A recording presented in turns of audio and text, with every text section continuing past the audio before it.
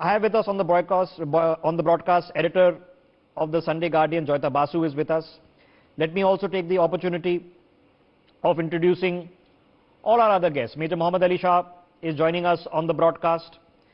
I also have Advocate Ravish Rain on the broadcast with us and Advocate Ajay Kumar. Let me get Major Shah into this. Major Shah, it's a vexatious problem. I've tried to explain how vexatious it is at the beginning of this telecast. Should the modern day American establishment pay reparation to the black community for 200 years of slavery? Henry VIII divided the church and created the Church of England. All the Catholic Church was either demolished or converted into Protestant churches in immediate parallel there. There are so many parallels I can find. I've given the example of Rome, where St. Peter's Basilica and the square of the Vatican is built out of the remains of pagan temples from the era of the Roman Republic, temples to Jupiter, Mars, etc. So it's not unique here, but we have the opportunity to set a great example before the world. How do we do it? Rishabh, you gave some very, very good parallels, and I commend you for that. One more parallel I would like to draw over here is, it's like going to Britain and saying, give back our Kohinoor.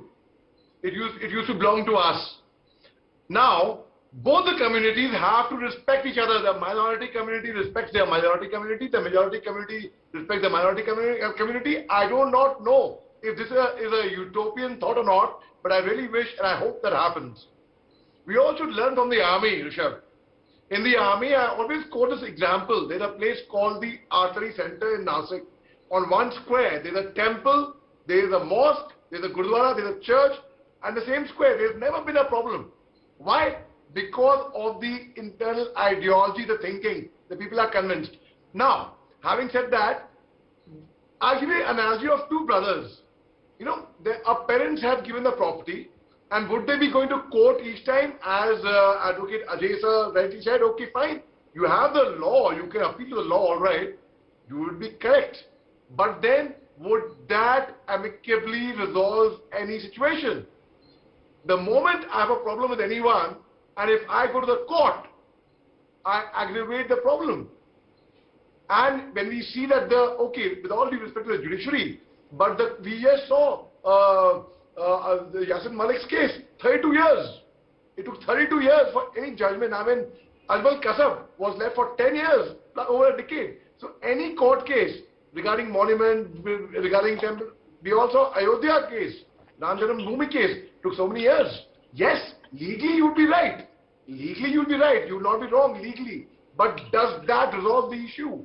We have to nip it once and so how do we do it? How do we do? So, Major Shah, there are two fundamental issues which I try to isolate here. There is a feeling, and there is not undeniable. We have to take on the tough things. This exists in the living rooms and drawing rooms of this country. A feeling of frustration amongst the Hindu community that, look, we were massacred for these many hundreds of years. Everything was destroyed. Gori, Ghazni, we all know what they came and did. And we've never had a feeling that, some effort has been made to make us feel better. There is also a feeling that what happened... Frustration? Yeah, I'm coming to you, ma'am. I'm coming to you, ma'am. We'll do it one at a time, okay?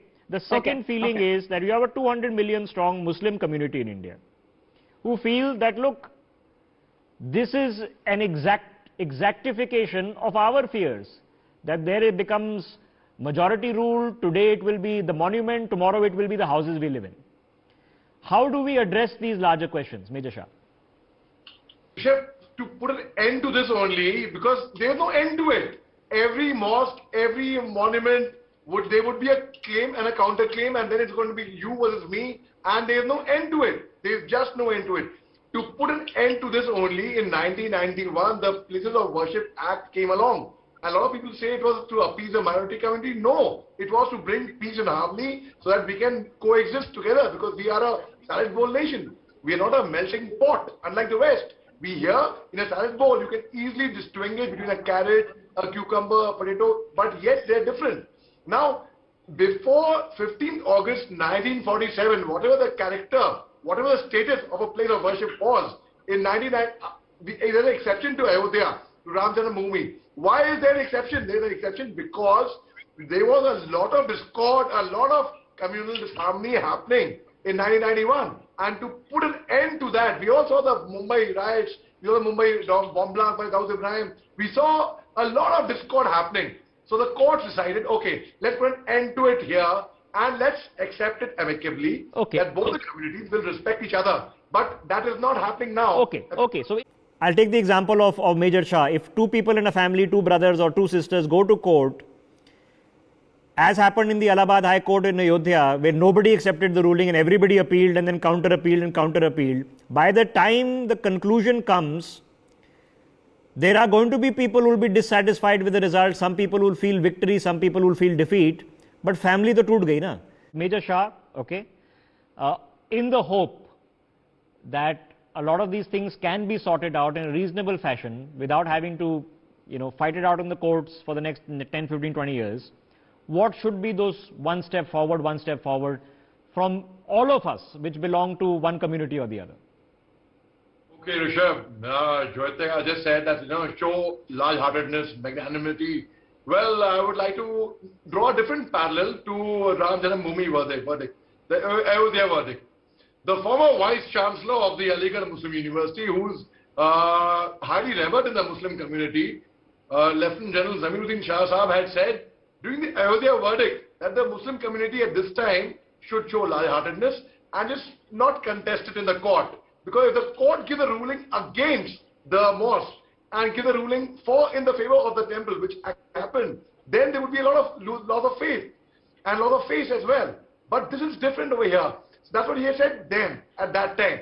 So that time, but then minority community at that time did not agree with this sentiment. But this is a different case. Now I'm not putting a parallel over here. But now, I think both the communities have to sit together and they have to amicably actually resolve the issue and settle it down. I'm convinced it is possible. I'm convinced it is possible. So now it's a matter of just doing it.